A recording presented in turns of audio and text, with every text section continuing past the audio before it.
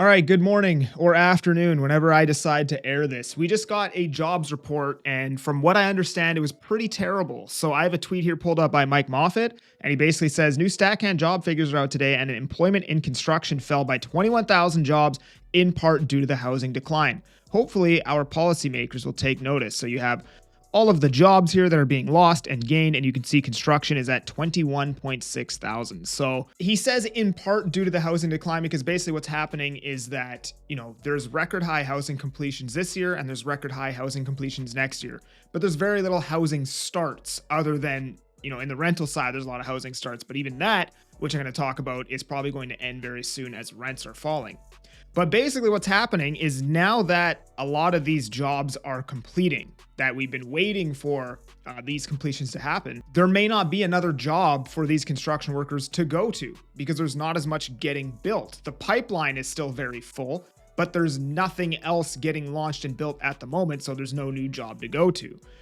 And as we get into the back end of 2026, there's going to be way less housing completions. So this has the potential to be a very big disaster. I think construction is about 8% of our GDP. And then this is why basically everybody's sounding the alarm on this, is because we're going to lose a lot of jobs unless we figure out a way to start getting some housing built, right? And then from Ben Rabideau, now the unemployment rate in Toronto is up to 9.2%, which is the highest since 2010. And I think the youth unemployment rate is at almost 15% at this point. But back to this. So as you guys know, I used to be a plumber. So a lot of my good buddies are still in that industry, people that I talk to on a daily basis.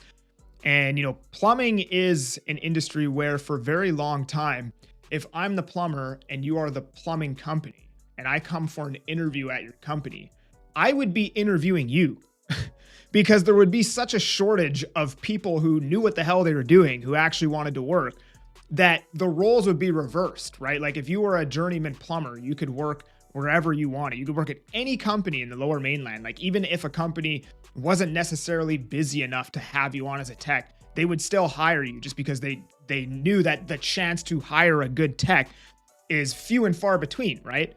But now today, what I'm hearing is companies that typically would be very busy, even union companies, there's a lot of mergers going on, like companies merging with other companies, which that kind of activity happens in recessions and down markets. So there's a lot of mergers happening, and there's a lot of busier companies where they're laying off people, and the technicians there might go from 50 hours a week to 25, 30, 35 hours a week.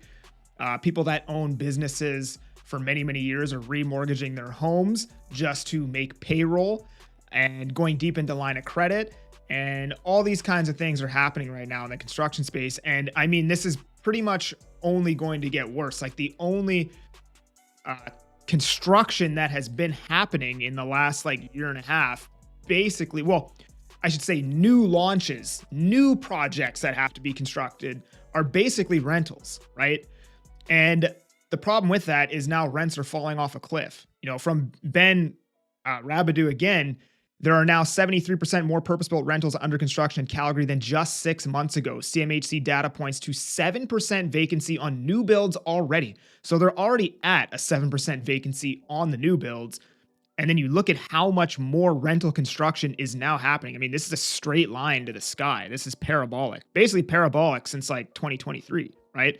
And vacancies already at 7%. So all of these have to get built and then complete. So a lot of people I can't imagine too many people are going to want to keep building these when they have to pencil 7% into their vacancy or whatever the vacancy is here in Vancouver. Like I know when people were buying rentals at the beginning of the year and somebody asked me hey, what can I expect to get for rent on this? It's very easy for me to give them a number. Today, it's a lot harder to know where the rent is. And what I found lately is it's always lower than where I thought it would be. I just had a deal collapse last night, CMHC insured deal. And dude, we had such a good a deal on that townhome. Both me and the buyer were pissed. We had this townhome under contract.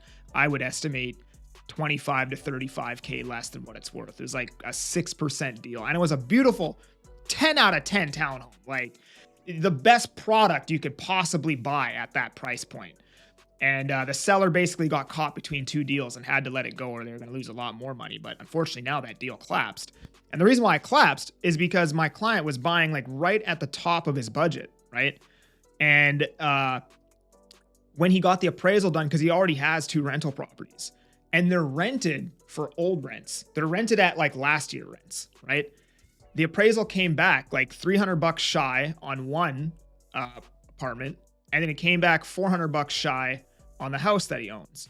So you add those up, right? That's like, $700 a month times 12 is $8,400 a year.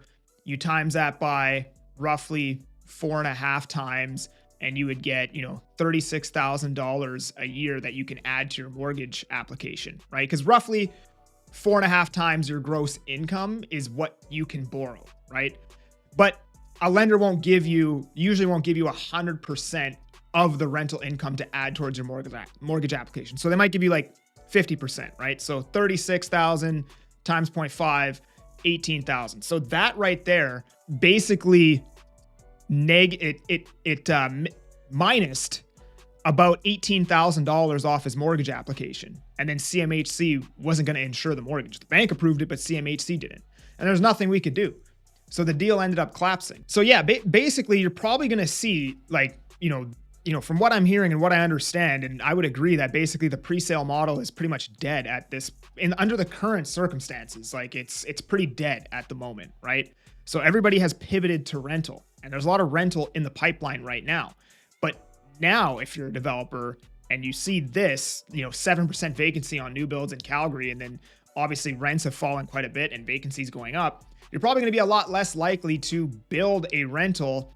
Therefore, and there's going to be less new projects getting launched again as we get into next year. And I think in the back end of 2026, there's probably going to be, the big bulk of the supply of the pipeline that we currently have right now is going to be constructed and finished, and people are going to be moving into them, hopefully, right?